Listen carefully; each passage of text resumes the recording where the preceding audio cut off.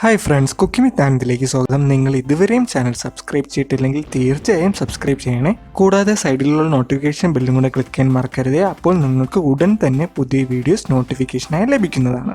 നമുക്കിന്ന് വളരെ ഹെൽത്തി ആയിട്ടുള്ള ഓട്സ് ഊത്തപ്പം എങ്ങനെ ഉണ്ടാക്കാം നോക്കാം. ഇതിന് വേണ്ടിയുള്ള ഇൻഗ്രീഡിയൻസ് ഡിസ്ക്രിപ്ഷൻ ബോക്സിൽ കൊടുത്തിട്ടുണ്ട്, ഒന്ന് ചെക്ക് ചെയ്ത് നോക്കണേ. ആദ്യം ഒരു പാൻ എടുത്തിട്ട് അതിലേക്ക് 1 കപ്പ് ഓട്സ് എടുക്കാം.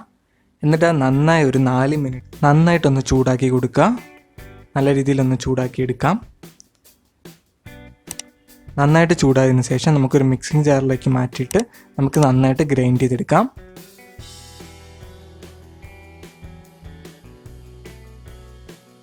അപ്പം നന്നായിട്ട് പൊടിഞ്ഞു വന്നിട്ടുണ്ട്.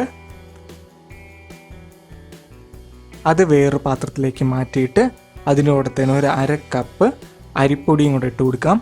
അതിലേക്ക് ഒരു 1/4 കപ്പ് ചെറുതായിട്ട് അരിഞ്ഞ സവാളയും, ഒരു 2 പച്ചമുളകും, ഒരു 1/4 കപ്പ് ക്യാരറ്റും, കുറച്ച് കറിവേപ്പിലയും, പിന്നെ ആവശ്യത്തിന് ഉപ്പും കൂടെ ഇട്ട് കൊടുത്തിട്ട് കുറച്ച് വെള്ളവും കൂടെ ഒഴിച്ച് കൊടുത്തിട്ട് നന്നായി മിക്സ് ചെയ്തെടുക്കാം.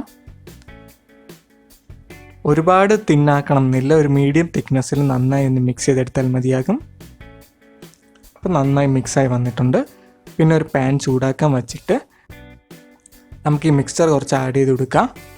എന്നിട്ട് അതിൻ്റെ മുകൾ ഭാഗത്തായിട്ട് കുറച്ച് നെയ്യും കൂടെ ഒഴിച്ചു കൊടുക്കാം. നെയ്യ് വേണ്ട എന്നുള്ളവർക്ക് നെയ്യ് ഒഴിവാക്കാവുന്നതാണ്.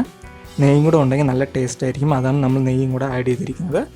എന്നിട്ട് മുറിഞ്ഞു പോകാതെ നന്നായിട്ടൊന്ന് മറിച്ചിട്ട് കൊടുക്കുക. എന്നിട്ട് മറു സൈഡും കൂടെ നന്നായിട്ട് വേവിച്ചെടുക്കുക.